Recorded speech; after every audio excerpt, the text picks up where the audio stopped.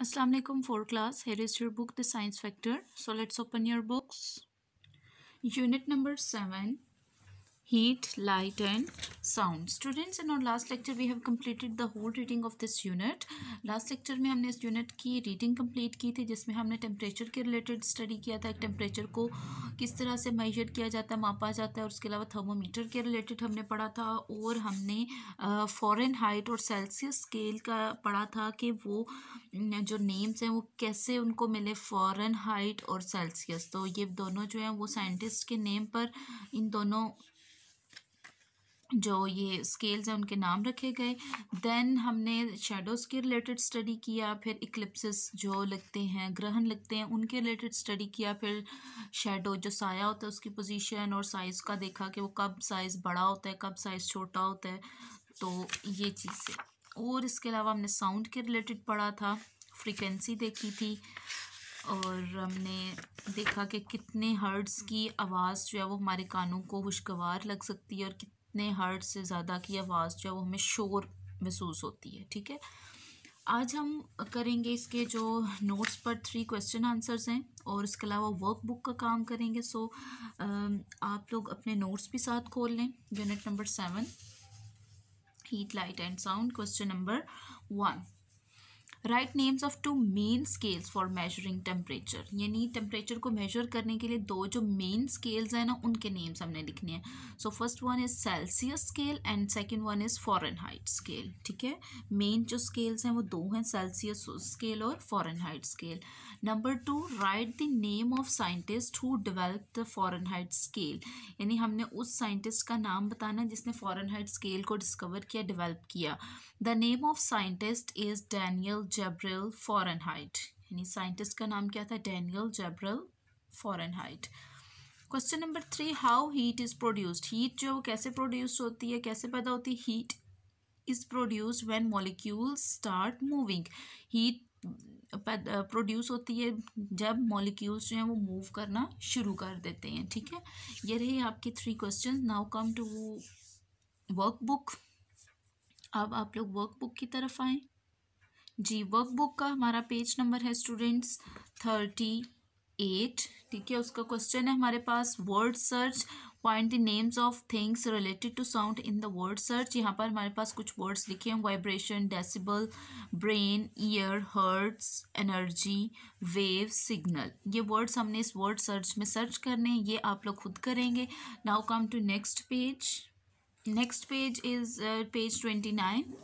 Workbook का page number 29 है। Quietest to loudest. Quietest मतलब आहिस्ता, धीमा, लाउडेस्ट ऊंचा। यानी हमारे पास यहाँ पर क्वेश्चन है, question is put the following sounds from the quietest to the loudest, one has been done for you. हमने हमारे पास कुछ ही नीचे जो है साउंड्स लिखी हुई हैं, हमने इनको इस ब्लॉक में इस तरीके से एडजस्ट करना है, सबसे नीचे से ऊपर। यानी पहले सबसे आहिस्ता आवाज़, फिर उससे ऊंची, ऊंची, सबसे ऊपर हमने सबसे ऊंची आवाज़ जो है उसको हमने प्लेस करना है। ओके, अब देखें, पहले मैं साउंड्स के नेम आपको बताती हूँ कौन कौन से साउंड्स हैं। यस, है फर्स्ट वन है alarm clock, car horn, conversation, helicopter, jet engine, moderate rainfall, motor bike, refrigerator, rock concert, ticking watch, vacuum cleaner, whisper.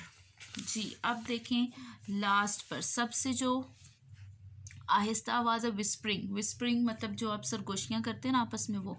फिर उससे ऊपर उससे थोड़ी ऊंची आवाज़ टिकिंग वॉच, घड़ी की जो टिक टिक है वो। नेक्स्ट रेफ्रिजरेटर की आवाज़। फिर मॉडरेट रेनफॉल, यानी जो एक बारिश होती है तो बहुत तेज़ बारिश होती है, जो आहिस्ता हल्की बारिश होती है वो।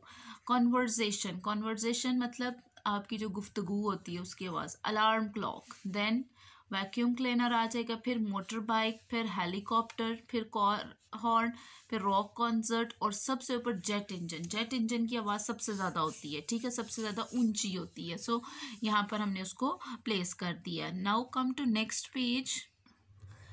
पेज नंबर 31 है स्टूडेंट्स वर्कबुक का, heat, light and sound quiz. यहाँ पर आपके पास कुछ MCQs हैं, करेक्ट आंसर को आपने क्या करना है, सर्कल कर देना। First is a thermometer measures. Thermometer क्या चीज़ मेजर करता है, क्या चीज़ मापता है? Temperature, option D.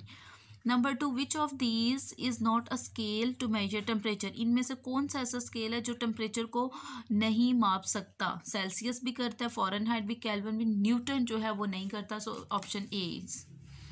नंबर 3 है आपका, water boils at dash on the Celsius scale, यानी सेल्सियस स्केल पर पानी कितने डिग्री पर उबलना शुरू कर देता है? 100 पर। Number 4, why does the mercury rise in the thermometer, जो थर्मामीटर में वो रेड कलर का जो लिक्विड होता है ना, वो क्यों ऊपर मूव करना शुरू कर देते हैं? The molecule start to create space, molecules जो हैं वो ऊपर जाते हैं क्योंकि वो जगह बनाने के लिए, ठीक है। नंबर 5 है, which of the following are needed to form a shadow, यानी शेडो साया बनाने के लिए हमें किन चीज़ों की ज़रूरत होती है? हमने पढ़ा था लाइट सोर्स चाहिए होता है, ट्रांसलुकेंट ऑब्जेक्ट चाहिए होता है और बैकग्राउंड चाहिए होता है, ठीक है जी। Option A, light source, translucent object and a background. Students, इस वाले ऑप्शन में आप जो है ना, हमारे पास ऑप्शन डी, उसको भी आप करेक्ट कर सकते हैं, ठीक है। अगर पेपर में आ जाता है, टेस्ट में आ जाता है, तो अगर आप डी वाले को भी कर देंगे तो वो भी ठीक होगा, क्योंकि जो हमने पढ़ा था शेडो के रिलेटेड, उसमें हमने पढ़ा था कि ट्रांसलुकेंट ऑब्जेक्ट और ओपेक ऑब्जेक्ट, यानी या ट्रांसलुकेंट ऑब्जेक्ट या ओपेक ऑब्जेक्ट, ठीक है। तो यहाँ पर हमारे पास इसका भी ऑप्शन दिया गया, so both A and D are correct one, okay. Number 6 पर आ जाएं। जी, number 6, shadows cause eclipses when which are formed by. जी, शेडोज जो हैं इक्लिप्सेस, यानी जो ग्रहण है वो उसको शेडोज जो हैं ग्रहण की वजह बनते हैं, विच आर फॉर्म्ड बाय, जो शेडो बनते हैं किससे? ओपैक ऑब्जेक्ट से, ठीक है।